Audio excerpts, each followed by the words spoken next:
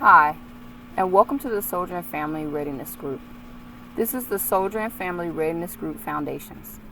This is an informational video, and it is a part 1 of 2 videos. Welcome to the SFRG. This modular training is intended to help individuals gain a good understanding about the role of the Soldier and Family Readiness Group, or SFRG. SFRG play a vital role in soldier and family readiness and assisting units with preparing family members for military life. This unit is intended to provide baseline knowledge and understanding of soldier and family readiness and the SFRG roles. The Department of Defense Instruction, or the DoD, reminds us that due to the nature of our service members' work, we may find ourselves alone in a new location or faced with an unexpected challenge. We are expected to work through obstacles independently. Units need to be prepared to deploy when notified, often with little notice. Their families must also be prepared. Families of all soldiers, including parents/designated persons, will need to know the following: that the soldier will be out of contact for a period of time, to carry on every day in life as normally and independently as possible, who to call if assistance is needed, and that family member/designated person will need to provide care for children and or elderly dependents as well. The DoD states family readiness services shall be provided through a system that maximizes the network of agencies, programs, services, and individuals in a collaborative manner to promote military family readiness, hereinafter referred to as the Family Readiness System. The Department of Army places the responsibility of unit readiness on the commander, and the commander will facilitate soldier and family readiness. AR 600-20 determines what info needs to be shared. Everyone is part of the SFRG program. The Family Readiness System includes SFRG, MWR resources, chaplain, medical, ID cards. Since the Department of Army expects soldiers and family members to be ready for many different situations, including tragedy and crisis, the Army takes on the responsibility of unit readiness and develops processes and or systems to maintain readiness and preparedness.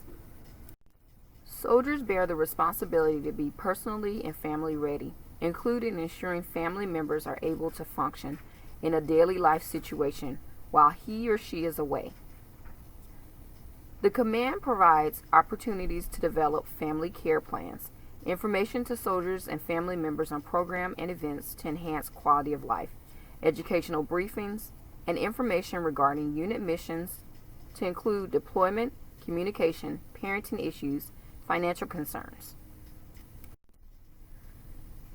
The SFRG will provide mutual support and assistance and a network of communications among the soldiers' family members, the chain of command, and community resources.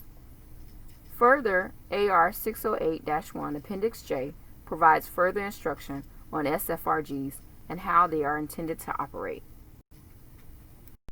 The SFRG mission is to act by representing the commander or command team, to provide mutual support through communications to create one environment where command learns what SFRG members need in order to ensure effective use of resources.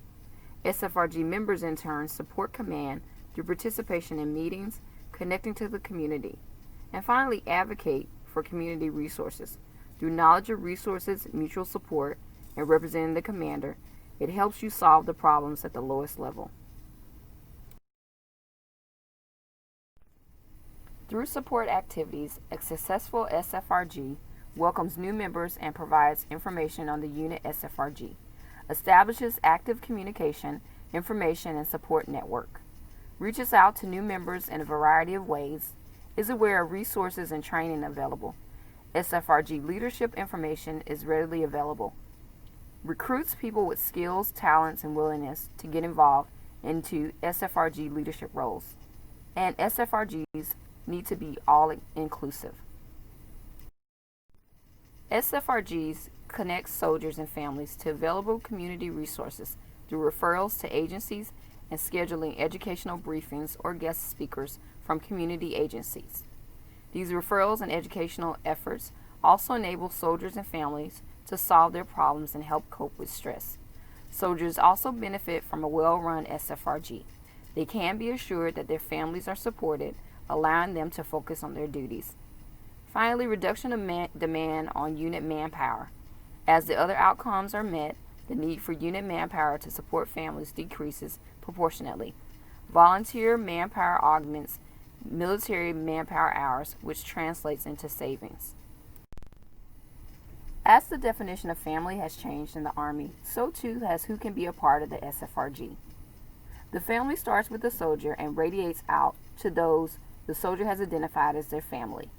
This is to ensure that those who provide support to soldiers can have support they need. Soldiers can identify anyone as a member of the SFRG. However, not all SFRG members are eligible for government benefits and entitlements. These are provided only to the soldier's dependents. While parents and extended family are part of the SFRG when identified by the soldier, this does not give them installation access or privileges. Commanders need to identify those that want to actively participate in meetings and other SFRG events that are happening and follow installation rules for bringing visitors on post. DA civilians and unit volunteers may also be a part of the SFRG. Many of these individuals may be geographically dispersed and should be included in information sharing. Sending a newsletter, letting them know about social media sites, and including them on email distribution lists are a few ways to help them feel connected. This is a sample of the Soldier and Family Readiness Team. There is no one-size-fits-all. Commanders will set up their Soldier and Family Readiness Team according to their specific structure and needs. The company commander will structure their Soldier and Family Readiness Team in the vision of the battalion commander and oversee their SFRG operations, ensuring all policies and procedures are followed. This is a sample of the Army National Guard Soldier and Family Readiness Team. There is no one-size-fits-all. Commanders will set up their Soldier and Family Readiness Team according to the specific structure and needs. This is a sample structure of the Army Reserve Family Readiness Team. There is no one-size-fits-all. Commanders will set up their Soldier and Family Readiness Team according to their specific structure and needs. The Army places a high value on both military and personal preparedness. Commanders have an obligation to provide assistance to establish and maintain personal and family readiness. As the Department of Army expects soldiers to be ready and family members to be prepared for many different situations, the Army takes on the responsibility of unit readiness and develops processes and systems to maintain readiness and preparedness.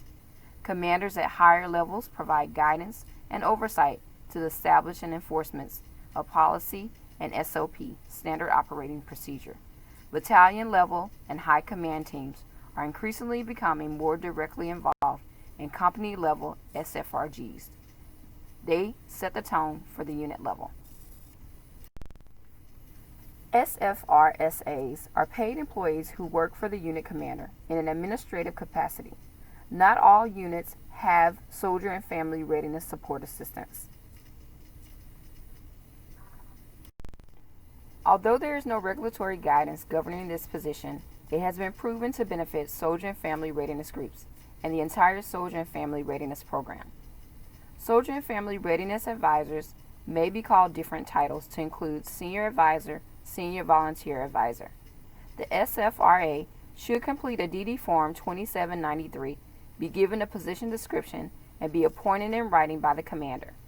SFRAs are volunteers, often the senior commander and/or command sergeant major's spouse, but not always, that help mentor and advise new SFRG leaders. Soldier and Family Readiness Advisors volunteer at the battalion and/or the brigade level. SFRAs are encouraged to attend additional training offered by the ACS Mobilization Deployment and SSO Program, State Family Program Office, or the Family Programs Office. This concludes Part 1 of 2. Please continue to Part 2 to complete this training.